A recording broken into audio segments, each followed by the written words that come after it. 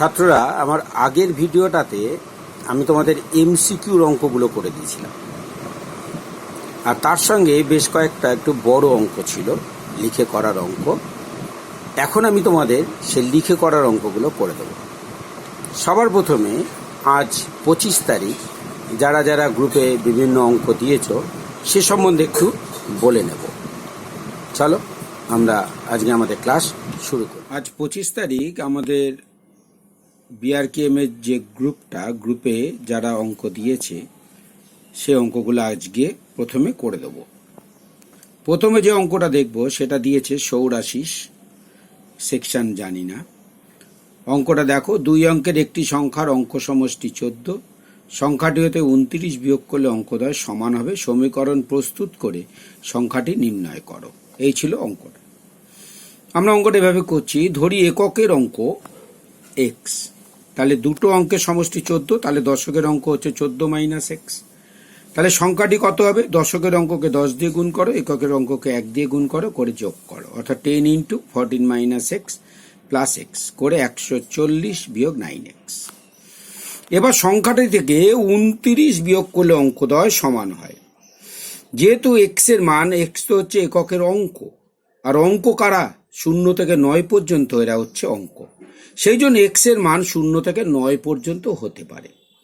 এবার দেখা যাক এক্স এর মান 9 হতে পারে কিনা।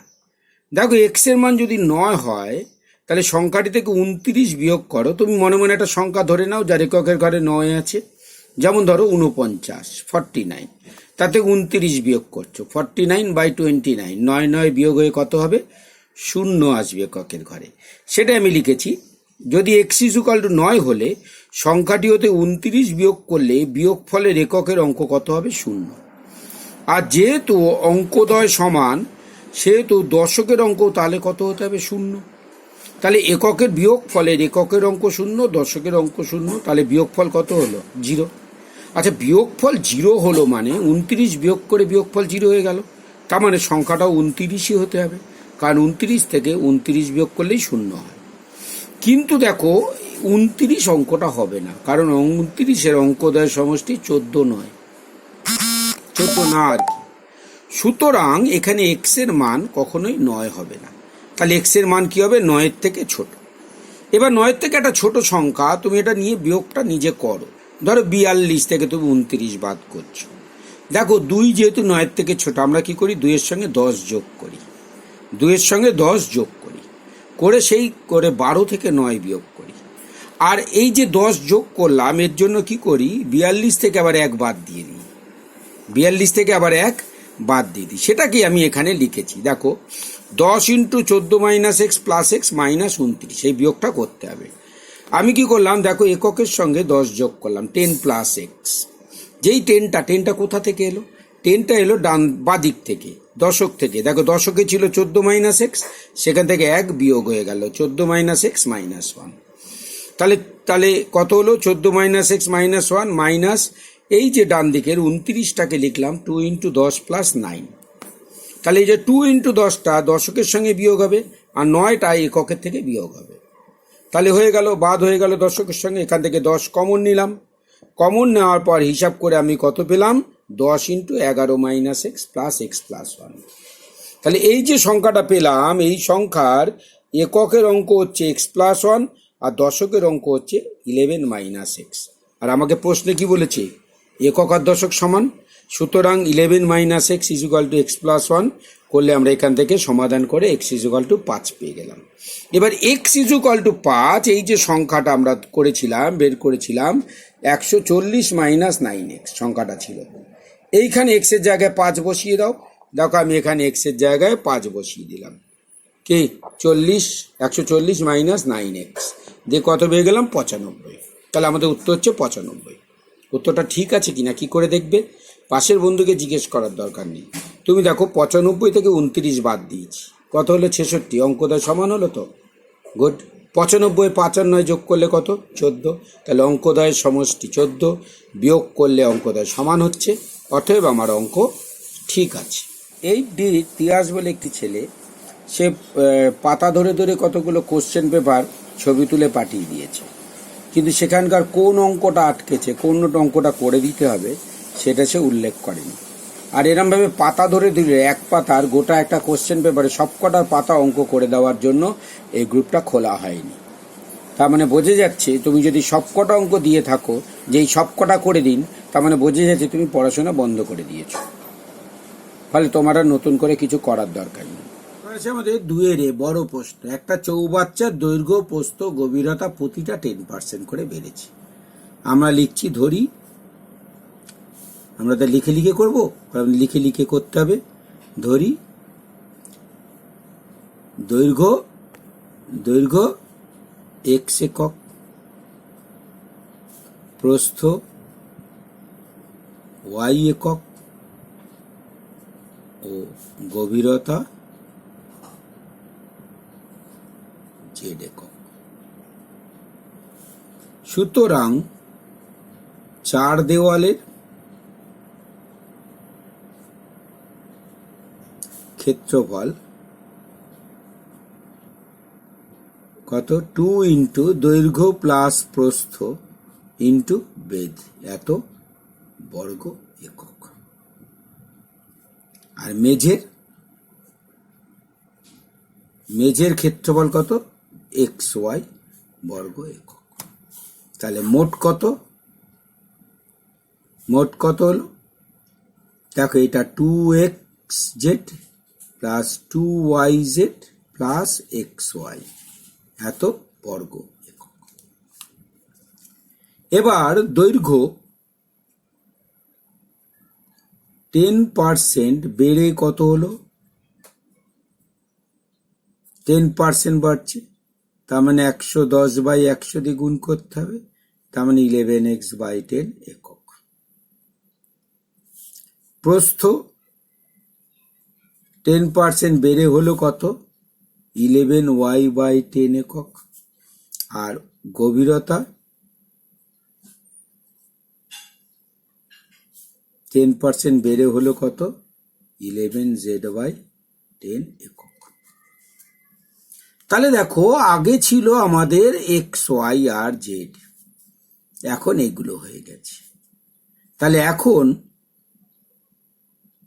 4 দেয়ালের ক্ষেত্রফল কত?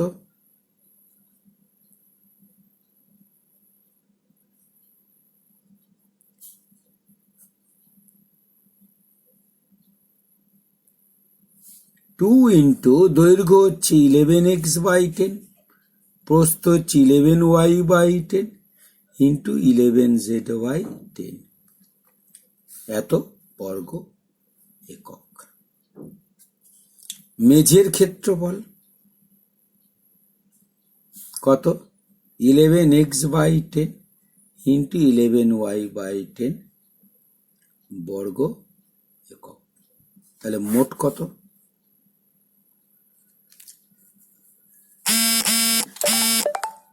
তাহলে মোট কত দাঁড়ালো? এই দুটো যোগ করতে হবে। এখানে দেখো, এই ভেতর থেকে একটা 11/10 কমন আসছে, তাহলে 2 ইন্টু 11/10 যদি কমন নিই, এখানে x প্লাস y পড়ে রইল। এখানে দেখো 11/10 ইন্টু z প্লাস এখান থেকে দেখো 11² স্কোয়ার xy বর্গ একক। তাহলে দেখো 11/10 স্কোয়ার এটা কমন এসে গেল, 11/11² কমন নিয়ে নাও। কমন নিয়ে কি পেলে? 2 into x plus y into z plus xy। দেখো, এই জিনিসটাই আমাদের ওপরে ছিল, এখানে ছিল, এই জিনিসটাই এখানে আমি পেলাম। তার মানে আলটিমেটলি আমি কত পেলাম? 121/100 into 2xz plus 2yz plus xy, এত বর্গ একক। তাহলে দেখো, হলো এতটা, ছিল এতটা,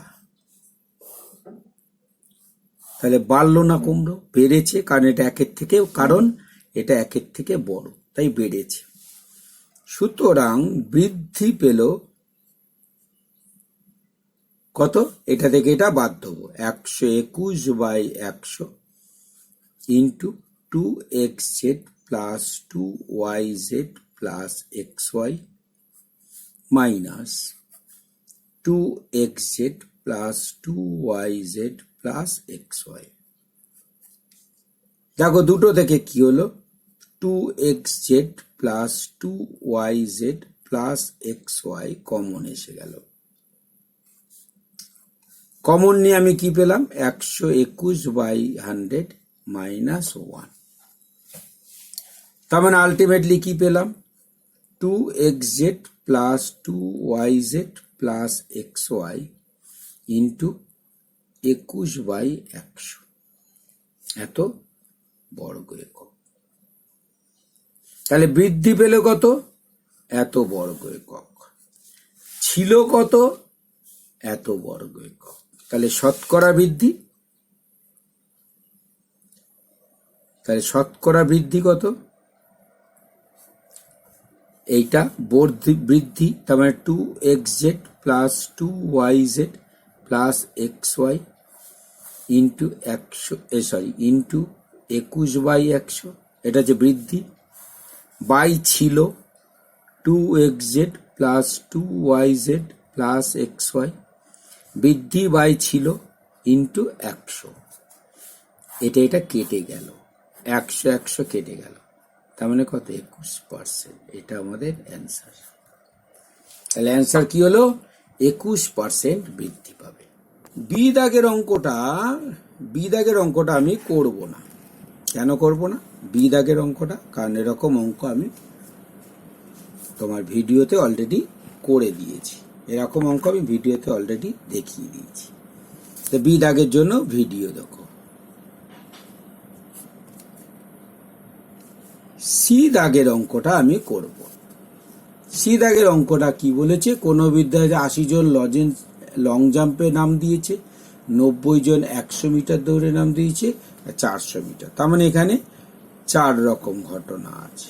এটা হচ্ছে লং জাম্প, এটা কত হচ্ছে 100 মিটার, আর এটা হচ্ছে 400 মিটার।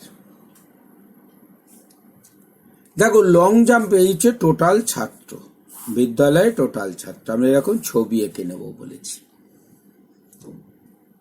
বলছে যেখানে খেয়াল করে দেখো, যেখানে আছে 80 জন, লং জাম্পে আছে 80 জন, 100 মিটারে আছে 90 জন, আর 400 মিটারে আছে 70 জন।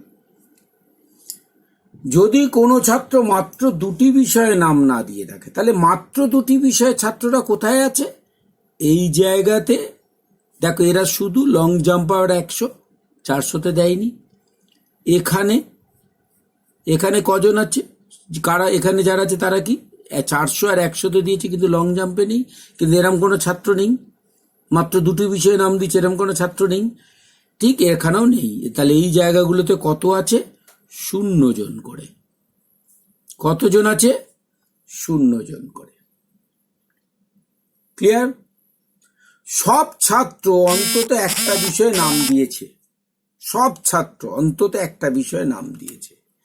আর 40 জন ছাত্র সকল বিভাগে নাম দিয়ে থাকে। তাহলে এই 40 জন কোথায়, তাহলে এই 40 জন, এখানে 40 জন আছে যারা সব বিষয়ে নাম দিয়েছে। এবার ভাবো এই গোটা বৃত্তের উপর আছে 80 জন, এখানে 0 জন, এখানে 0 জন, এখানে 40 জন, তাহলে বাকি এই জায়গায় কত, 40। দেখো 80 হয়ে গেল। এই পুরোটা আছে 90, এখানে 0, এখানে 0, 40, তার মানে এখানে কি 50, এখানে 70, 40, তাহলে এটা হলো 30। আর বাইরে কত আছে, 0 জন, 0 জন, কারণ সবাই অন্তত একটা বিষয়ে নাম দিয়েছে, মানে এমন কোনো ছাত্র নেই যে 3টে বিষয়ে নাম দেয়নি। তাহলে বাইরে আছে 0 জন। তাহলে মোট ছাত্র সংখ্যা কত, 40, 50, 90, 48, 130, 160।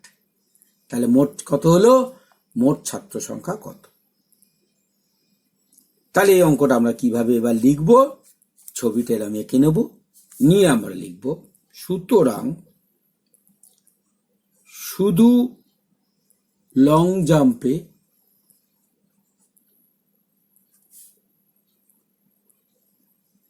নাম দিয়েছে, শুধু লং জাম্পে নাম দিল কত? 40 জন। শুধু 100 মিটার দৌড়ে নাম দিল কত? 90 বিয়োগ 40, তার মানে 50 জন। শুধু 400 মিটার দৌড়ে নাম দিল কত? 70 বিয়োগ 40, তার মানে 30 জন। সুতরাং ছাত্র সংখ্যা কত? 40 যোগ 40 যোগ 50 যোগ 30। এই 40 হচ্ছে এই মাঝের 40 জন, যারা 3টে বিষয়ে নাম দিয়েছে। তার মানে কত হলো? 80 80 160 জন। ছবিটা আঁকতে হবে। ডি নম্বর অঙ্ক, ডি নম্বর অঙ্কটা প্রতি বছরই প্রায় করে দিতে হয়। বলছে বিশুদ্ধ জলে 89% জল থাকে, বাকিটা অন্যান্য পদার্থ। ওই দুধে শতকরা কত পরিমাণ জল মেশালে মিশ্রণের জলের শতকরা পরিমাণ 90% হবে? শতকরা কত পরিমাণ জল মেশানো? তাহলে আমরা ধরে নিলাম, ধরি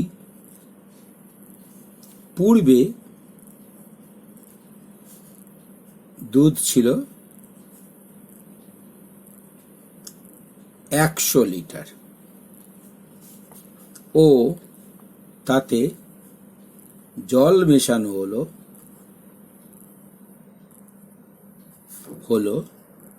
কত? x% ইকুয়াল টু 100 লিটারের x% কত? x litre. 100 লিটার নেওয়ার এটা হচ্ছে সুবিধে, x লিটার। এবার দেখো 100 লিটার খাঁটি দুধে জল কত ছিল? 89%, তার মানে 89 লিটার। অন্যান্য পদার্থ কত? আমার এটা দরকার নেই, অন্যান্য পদার্থ কোনো দরকার নেই। কত? 11 লিটার। অঙ্কে এটা কোনো কাজে দরকার নেই। সুতরাং বর্তমানে জল কত? বর্তমানে জল কত? 89 প্লাস x লিটার। বর্তমানে জল মিশ্রিত দুধ কত? এখন তা খাঁটি নেই। কত? 100 লিটার ছিল আর x লিটার মিলেছে, এত লিটার। তাহলে বর্তমানে জল এত, মিশ্রণ এত।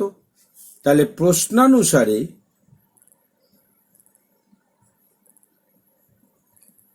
এই যে এখন 100 প্লাস x লিটার এর 90% ইজুকাল টু 89 প্লাস x। সমীকরণ তৈরি হয়ে গেল। এবার এখান থেকে সমাধান করলেই আমরা x এর মান পেয়ে যাব। কিরকম পাবো? 100 প্লাস x ইন্টু এই 90% মানে 90/100 ইজুকাল টু 89 প্লাস x। একটা শূন্য কেটে গেল, 10টা এদিকে গুণ করে দেবো। 9 10 9 100 900 প্লাস 9x ইজুকাল টু 10 দিয়ে গুণ করলাম 890 প্লাস 10x। এই 9xটা ডান দিকে নেব, 890টা বাঁ দিকে নিয়ে নেব। or 900 minus 890 is equal to 10x minus 9x or 10 is equal to x। তাহলে আমরা কত ধরেছিলাম? x%। তাহলে x এর মান 10, অ্যান্সার হচ্ছে 10% জল মেশালে। ক্লিয়ার? 10% জল মেশালে জলের পরিমাণ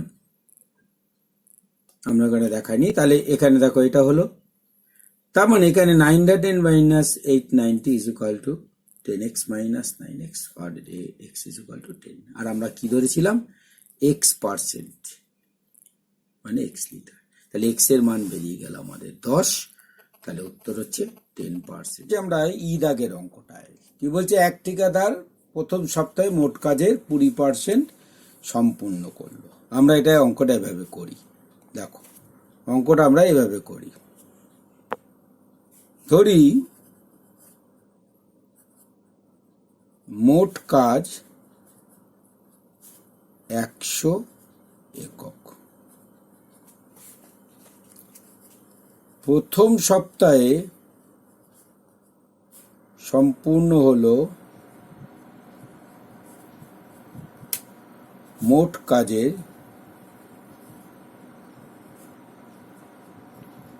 20% সমান সমান 20 একক।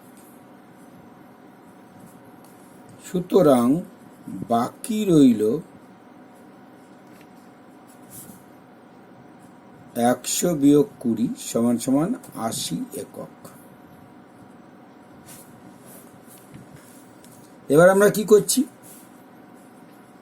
দ্বিতীয় সপ্তাহে সম্পূর্ণ হলো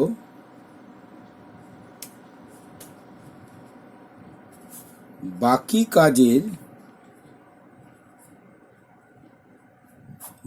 কাজের কত পার্সেন্ট, 40%। অর্থাৎ 80 এককের 40% সমান সমান 80 গুণ 40/100। কাটাকুটি করি, 4 × 8 32 একক। তাহলে দ্বিতীয় সপ্তাহ শেষে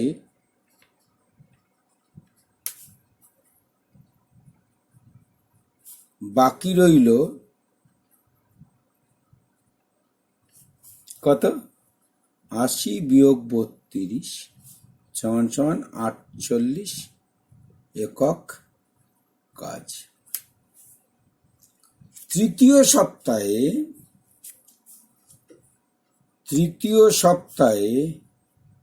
এই 48 এককের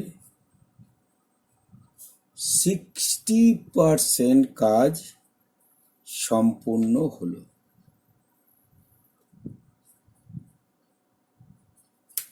সুতরাং তৃতীয় সপ্তাহে সম্পূর্ণ হলো 48 এর 60%, তার মানে 60/100। একটা করে শূন্য কাটবো, আর একটা শূন্য কাটাকুটি করবে না, করলে অসুবিধে হবে। তাহলে গুণ করো, 6 × 8 = 48, 8 হাতে রইল 4, 4 × 4 = 24, 4 × 28/3, তার মানে কত হলো 28.8 একক। সুতরাং তৃতীয় সপ্তাহ পর বাকি রইল কত,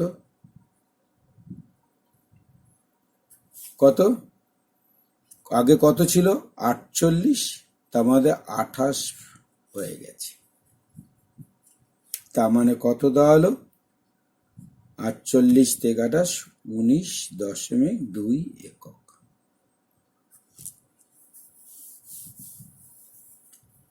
তাহলে এত একক কাজ বাকি রইল 3 সপ্তাহ 5। কত একক কাজ ছিল আমার, কাজ ছিল 100 একক।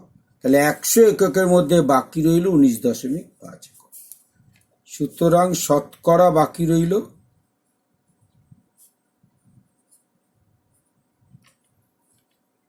কত, 19.2 বাকি আছে। মোট কাজ ছিল 100 একক ইন্টু 100 ইজ ইকুয়াল টু 19.2%। এটা হয়ে গেল আমাদের অ্যান্সার। দেখো এই এফ এর দাগের অঙ্কটা আমি দুভাবে করতে পারি, এক হচ্ছে এক্স ধরে আর একটা এক্স না ধরে। আমি প্রথমে এক্স না ধরে করব। এক্স না ধরে করতে গেলে অঙ্কটা একদম শেষ থেকে শুরু করতে হবে। দেখো কি বলছে, বিজয়ী প্রার্থী বৈধ ভোটের কত পার্সেন্ট পেয়েছেন? 54% পেয়েছেন। সুতরাং পরাজিত প্রার্থী বৈধ ভোটে কত পার্সেন্ট পেয়েছেন? 100-54, তার মানে 46%। দুটোর পার্থক্য কত? পার্থক্য হলো বৈধ ভোটের 8%। সুতরাং বৈধ ভোটের 8% ইকুয়াল টু কত বলে দিয়েছে? 1944।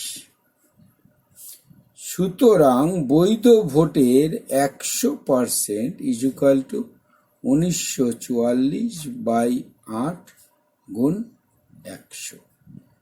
4 দিয়ে কাটলাম 4 25, 4 দিয়ে কাটলাম 2, 2 দিয়ে কাটলাম 9 দুগুণে 18, 1 এ 4 14, 7 দুগুণে 14, 2। এবার গুণ করি, 25 দুগুণে 50, হাতে রইল 5, 7 25 175, 5 80, 180, হাতে রইল 18, 9 25 225, তার সঙ্গে 18 যোগ করলে 243।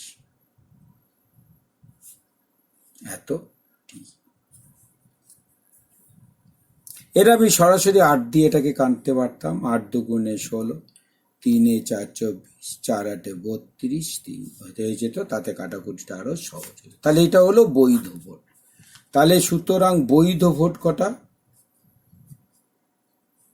বৈধ ভোট হলো 24,300টি। এতটা হলো বৈধ ভোট। এবার দেখো প্রদত্ত ভোটে 10% বাতিল হয়েছে। প্রদত্ত ভোটের 10% বাতিল হয়েছে। সুতরাং বৈধ ভোট হলো ইকুয়াল টু প্রদত্ত ভোটের 90%। সুতরাং প্রদত্ত ভোটের 90% ইজ ইকুয়াল টু 24300। সুতরাং প্রদত্ত ভোটের 100% is equal to 24300 by 90 into 100। তাহলে একটা 0 কেটে দিলাম।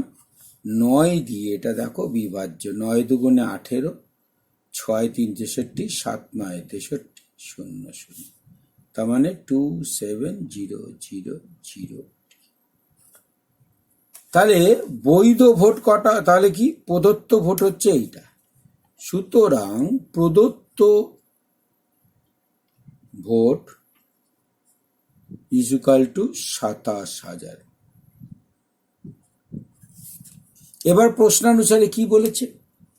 ভোটারদের 10% ভোট দেয়নি। ভোটারদের 10% ভোট দেয়নি। ভোটারদের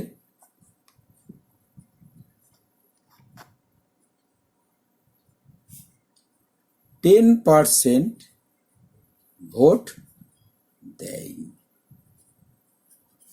সুতরাং প্রদত্ত ভোট ইকুয়াল টু মোট ভোটারের 90%। সুতরাং আবার প্রদত্ত ভোট কটা? 27000। সুতরাং মোট ভোটারের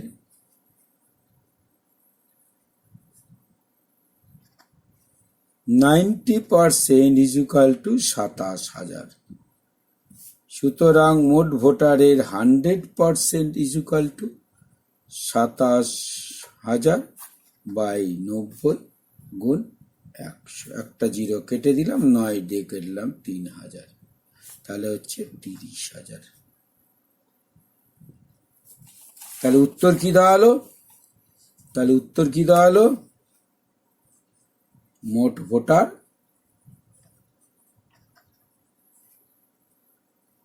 30,000।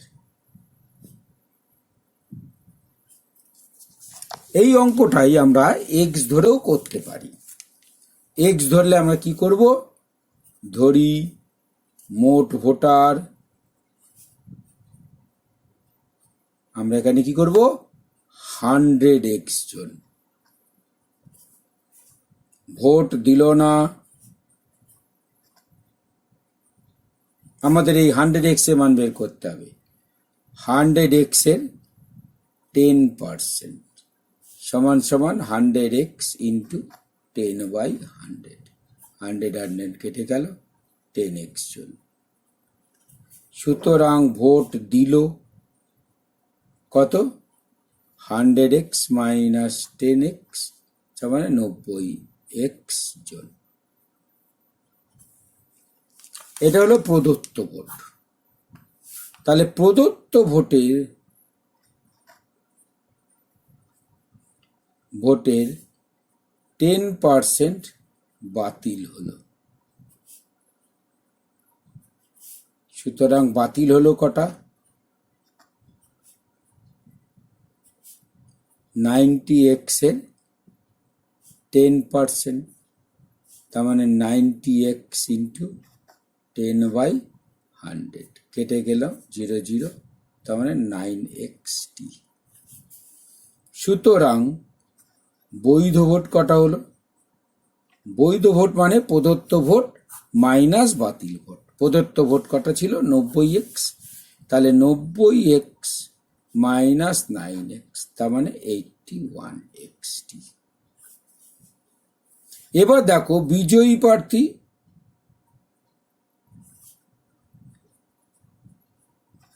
পেল বৈধ ভোটের 54% equal to 81x into 54/100। 81x by 54/100। এবার এটা কাটাকুটি করে যা হবে সেটা আমাকে বের করতে হবে। এর জন্য আমি কি করব? 100টা যেমন আছে সেরকম রেখে দেব। 81x কে আমি 54 দিয়ে গুণ করব। কত? 4 1 4, 4 8 32 আর 5 37, হাতে রইল 3, 5 43, এত। তাহলে এ যদি এতটা পায়, তাহলে পরাজিত প্রার্থী পেল কত? মোট বৈধ ভোট ছিল 81x, তার থেকে এইটা বাদ যাবে 4374x বাই 100 করে আমরা বের করতে পারলাম। বের করতে পারবে? এবার দেখো এদের এই যে ভোট আর এখানে যেটা তুমি পেলে, এই দুটো তফাৎ কত?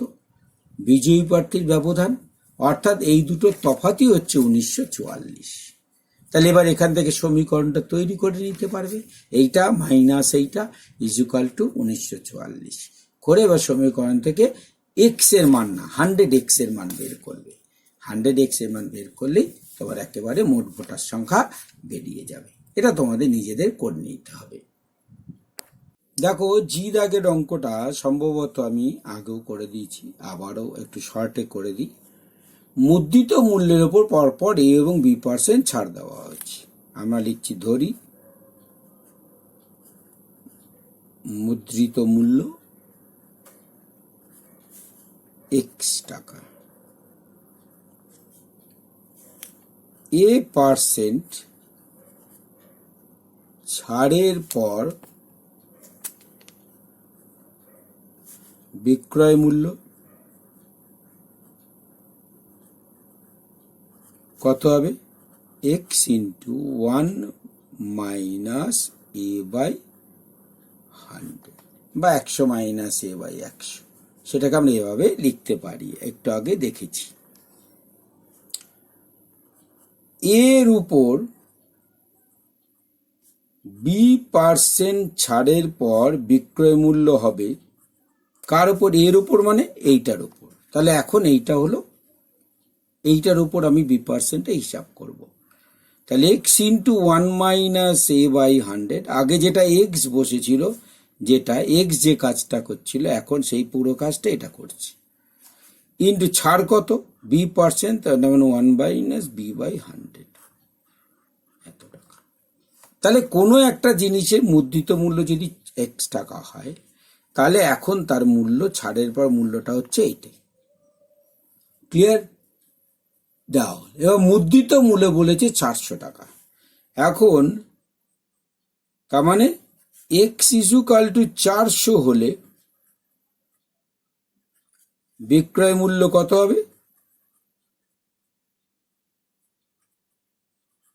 এখানে 400 বসিয়ে দাও এক্স এর জায়গায়।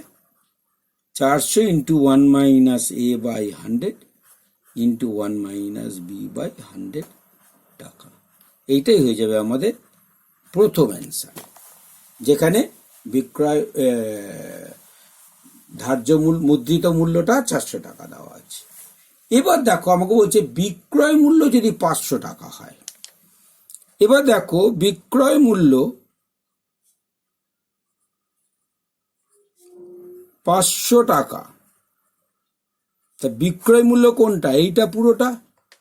সুতরাং x into 1 minus a by 100 into 1 minus b by 100, এইটা ইজ ইকুয়াল টু 500। এখান থেকে খুব সহজে দেখো এক্স এর মান কত দাঁড়ালো, 500 by 1 minus a by 100 into 1 minus b by 100। এইটা হয়ে গেল আমাদের সেকেন্ড অ্যান্সার। এটা অ্যান্সার 1, এটা অ্যান্সার 2। অর্থাৎ মুদ্রিত মূল্য 400 টাকা হলে বিক্রয় মূল্য এত হবে, আর বিক্রয় মূল্য 500 টাকা হলে মুদ্রিত মূল্য হচ্ছে এটা। এরকম ভাবে উত্তরটা লিখতে হবে। তো এইচ এর দাগের অঙ্কটা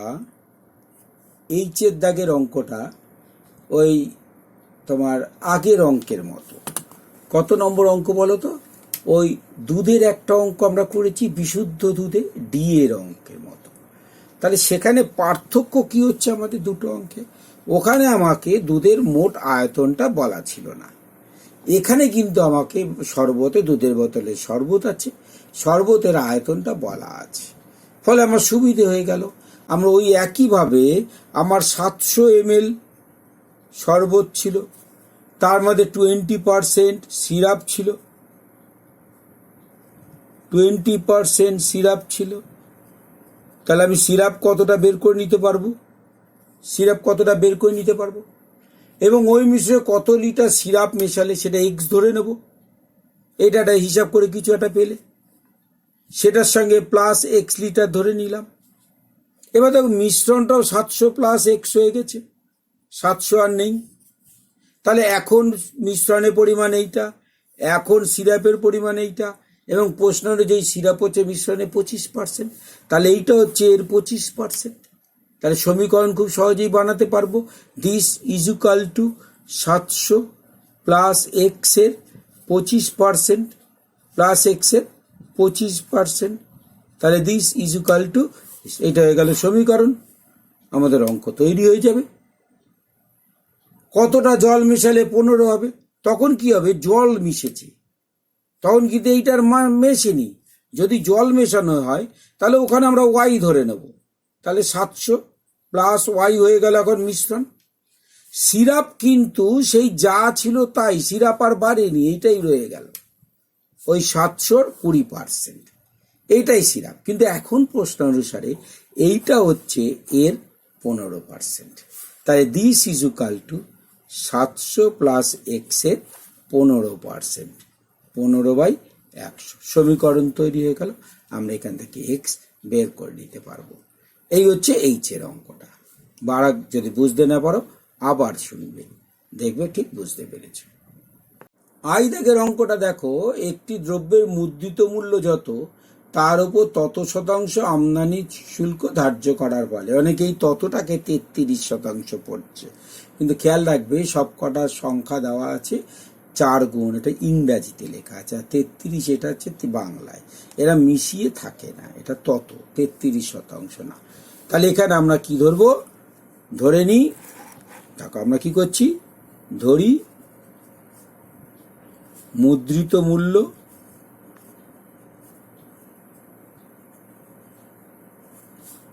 x টাকা,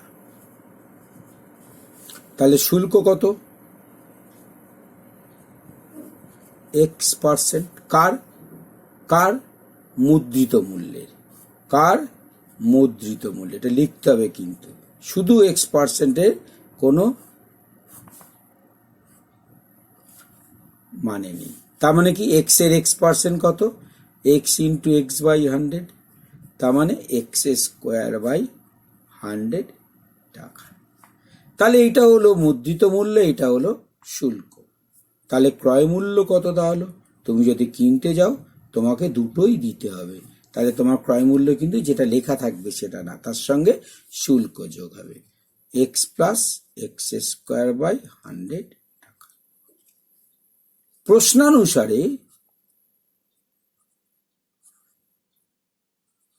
প্রশ্নানুসারে দেখো, এই যে আমার ক্রয় মূল্য বেরোলো, এটা কি বলেছে, মুদ্রিত মূল্যের 4 গুণ, তার মানে 4x। এখান থেকে দেখো, আমি যদি x কমন নিই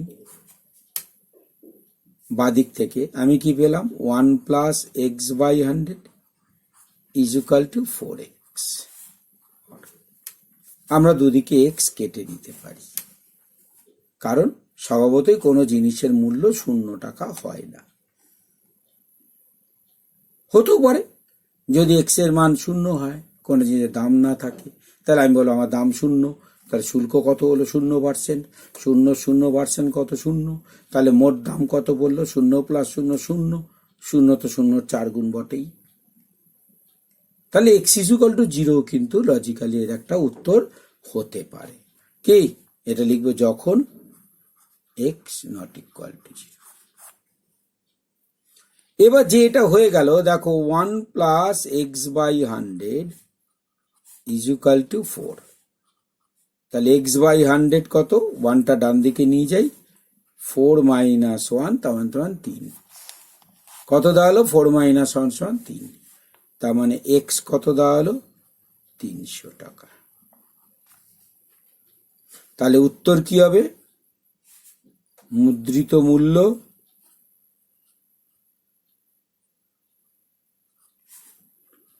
$300 টাকা। ব্র্যাকেটে কি লিখবে, যেহেতু মুদ্রিত মূল্য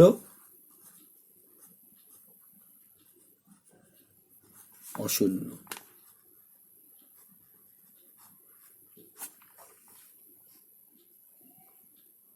এবার আমরা আসছি যে দাগের অঙ্কে।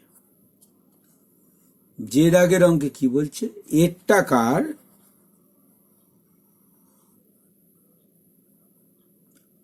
20% = B এর টাকার 50%।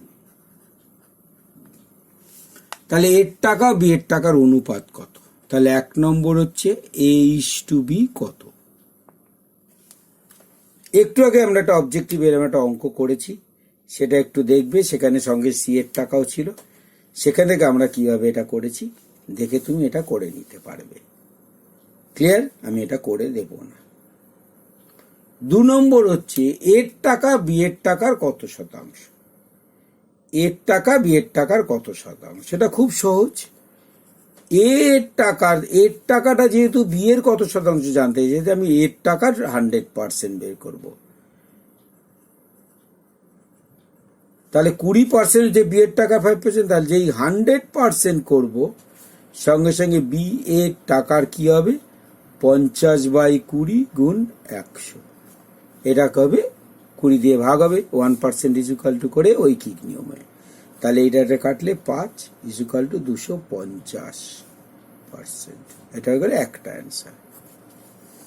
এর টাকা বি এর টাকার কত শতাংশ। এবার বিটা যদি এর জানতে চাও তাহলে বি এর টাকার 100% বের করতে হবে।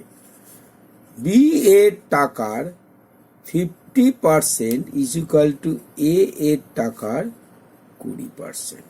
সুতরাং বি এর টাকার 100% দেখো দ্বিগুণ হয়েছে ইন্টু 2, তাহলে এ এর টাকার এখানে ইন্টু 2 হবে কত 40%। এখানেও খেয়াল করো কত গুণ হয়েছে ইন্টু 5, এটা দেখো কত গুণ হয়ে গেল ইন্টু 5।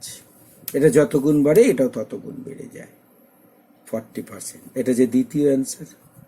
তাহলে বি এর টাকা হচ্ছে এর টাকার 40%, এর টাকা হচ্ছে বি এর টাকার 250%।